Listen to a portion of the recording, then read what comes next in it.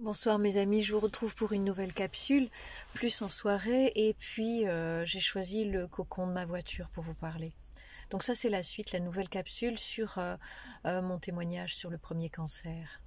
Dans la dernière capsule, en fait la toute première, pas celle de présentation mais l'ancienne, je vous parlais de cette peur qui m'a tenaillée lorsqu'on m'a appris cette nouvelle de ce que pouvait être cette bosse, ce lipome que l'on m'avait trouvé au niveau de la cuisse intérieure, et puis ensuite tout a été très rapide. Donc j'ai voulu une capsule un petit peu plus longue pour que les gens qui traversent ça en fait se retrouvent peut-être, ou en tous les cas ressentent que nous avons pu avoir en commun des émotions, des étapes, et peut-être aussi pour vous résumer un petit peu ce qu'a été la suite. Donc tout a été très vite, tout a été très rapide. Ce stade 3 a précipité en fait tous les traitements, donc chimio, rayons, opération. Je pense que j'étais tellement à l'intérieur de toutes ces choses-là que quelque part je n'ai rien vu venir. Ça a été une explosion, je me suis retrouvée à l'extérieur de moi et je ne pouvais plus rien contrôler. Je passais par des états de fatigue extrême, de peur extrême, et en même temps je me raccrochais à des espoirs qui finalement n'avaient aucune racine solide. Et pour pouvoir m'accompagner le mieux, puisque je ne pouvais pas contrôler mon corps, eh bien je suis passée par toutes les étapes de chercher des gens pour m'aider. J'ai lu beaucoup, j'ai regardé beaucoup de conférences, j'ai regardé beaucoup de statistiques, erreurs de ma part à l'époque, mais j'étais tellement dans l'œil du cyclone que je ne savais pas comment faire. Donc je me suis dit, pour pouvoir accompagner cette maladie, je me suis dit, je veux être responsable, je veux l'accompagner. Et donc du coup, je vais au maximum lire tout ce que j'ai pu lire. Si vous saviez tous les livres que j'ai lus sur la maladie, sur le développement personnel, combien de fois j'ai pu aller voir plein de gens, tester plein de choses, et j'avais l'impression de tout contrôler. J'avais l'impression de tenir dans ma paume de main les solutions à mon problème, et j'allais me dire, tout va se résoudre, ça va être tout simple, je vais retrouver ma vie d'avant. Mais quelle erreur! Quand est arrivée la première chimiothérapie, c'est là que tout s'est dégradé. C'est-à-dire que ça a été tellement violent.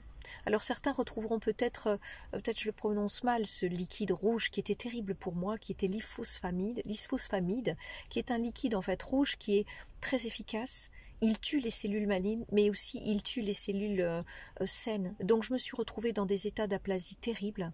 Et quand on est dans des états d'aplasie ainsi, on peut faire grand-chose. On se retrouve un petit peu comme une personne qui a le sida, c'est-à-dire avec zéro défense immunitaire, et le moindre rhume, la moindre infection peut vous tuer. Ou en tous les cas, vous mettre dans des états encore pires que le cancer.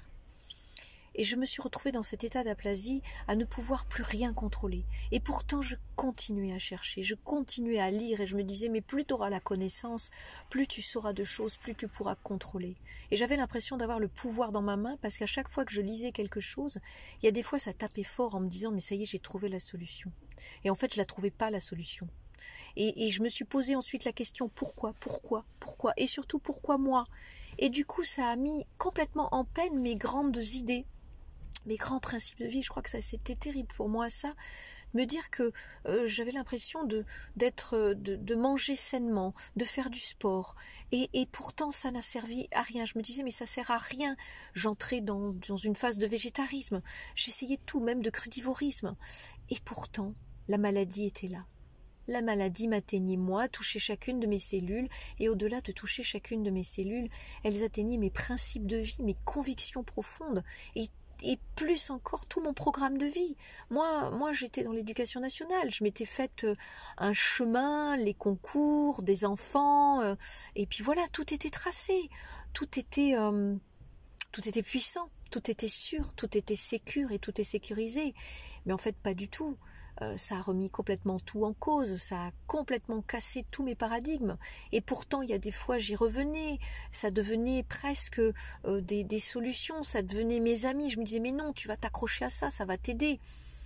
Mais le ravage des chimios revenait, et ça a été, je crois, pour moi le plus terrible, d'être dans ces états-là où je crois que les cellules, les globules blancs, c'est entre 6000 et 10 000, et j'étais tombée à 800. Je me retrouvais en incapacité d'habiter mon corps. Et même au point qu'à certains moments, j'ai voulu me dire, je veux finir, je veux tout arrêter, parce que j'arrive pas. Et que même les livres, ça me servait à rien.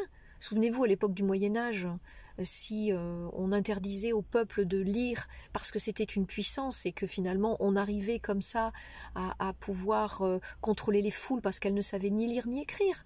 Et je me suis dit, mais moi tu as cette puissance-là, tu sais lire, tu sais écrire, donc tu vas les chercher dans les livres. Et je cherchais à l'extérieur de moi des solutions. Et c'était pas possible. Mais quelle illusion! Quelle illusion! Et au-delà de ça, quelle déconstruction de mes paradigmes! Et pourtant je continuais comme un bon petit soldat. J'allais encore chercher à certains de mes paradigmes, de ces grandes pensées ou de ces grandes philosophies que je m'étais mis en place, que je m'étais mise en place et qui fonctionnaient pour l'instant dans ma vie professionnelle. Tout un programme. Tout était bien programmé pour aller jusqu'au bout de ça. Mais quelle illusion! Et j'avais pas encore la force nécessaire pour sortir de l'œil du cyclone, de m'observer et de me dire qu'en fait, j'étais pas la maladie. Qu'en fait, c'était juste que la maladie me traversait, qu'elle avait un message à me dire, et que même si je comprenais pas pourquoi, j'étais pas en capacité de l'accepter, j'étais en résistance, je disais non, j'étais en colère. Je passais par des phases de pleurs, de peur, et puis par des phases de petits soldats courageux. Je me disais non, je vais y arriver. Je tenais des discours à ma famille qui étaient des discours, mais je vais m'en sortir, je vais y arriver par la volonté, par la puissance de la volonté. Mais je n'avais pas compris qu'à côté de ça, la volonté, il y a des moments, il fallait la mettre de côté parce que j'étais en résistance. J'étais en non-accord. Devant tout le monde, je disais, bon ok, je l'accueille, c'est super. Enfin, c'est super. Elle a quelque chose à me dire, cette maladie. Je disais ça, mais au fond de moi, j'étais en résistance. Je ne l'acceptais pas.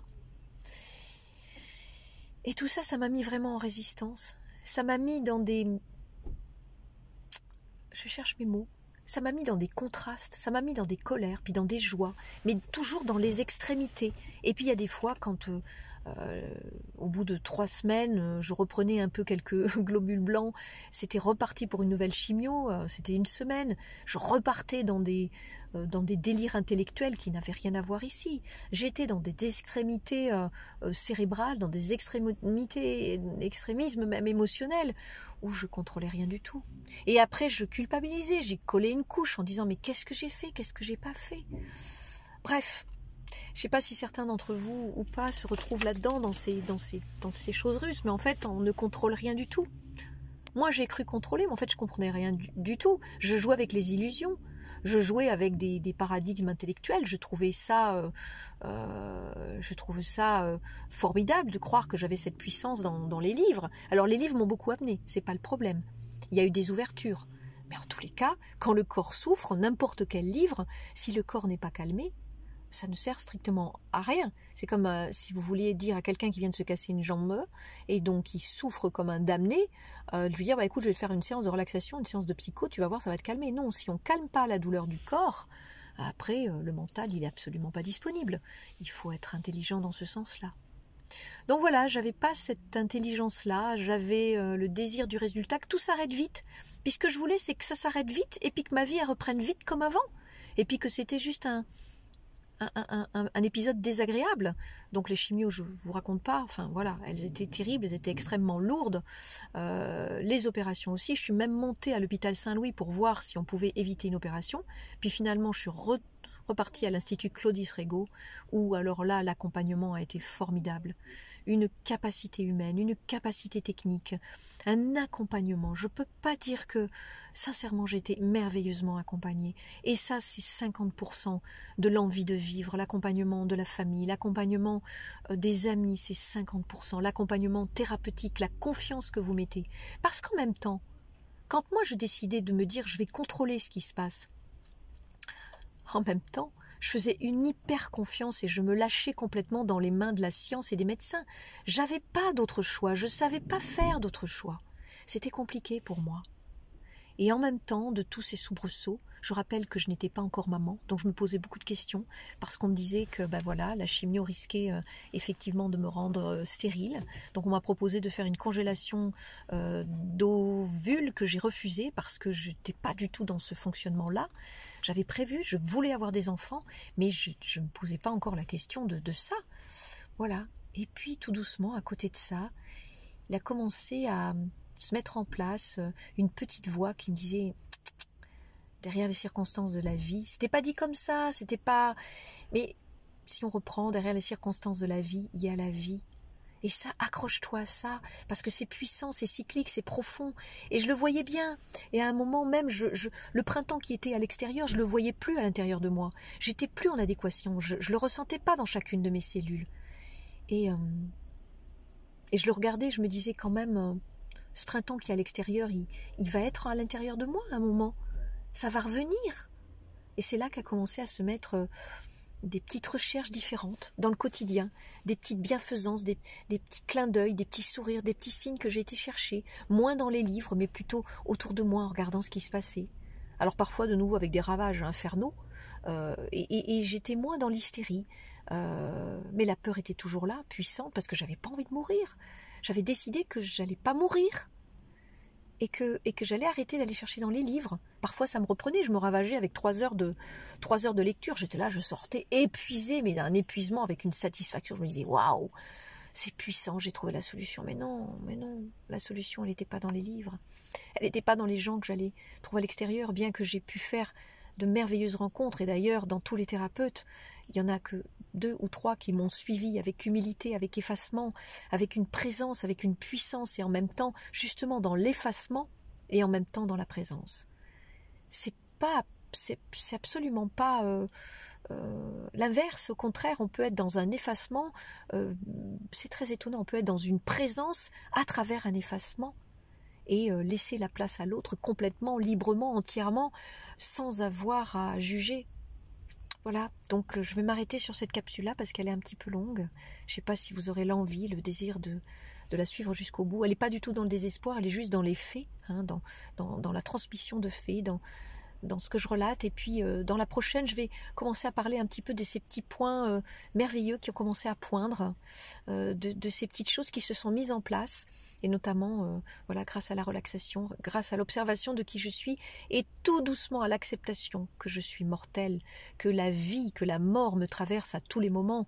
Et je réitère que tant qu'on n'a pas fréquenté cette possibilité de mourir, on peut rester dans une illusion complète de l'immortalité. C'est pas un jugement, c'est juste une transmission personnelle.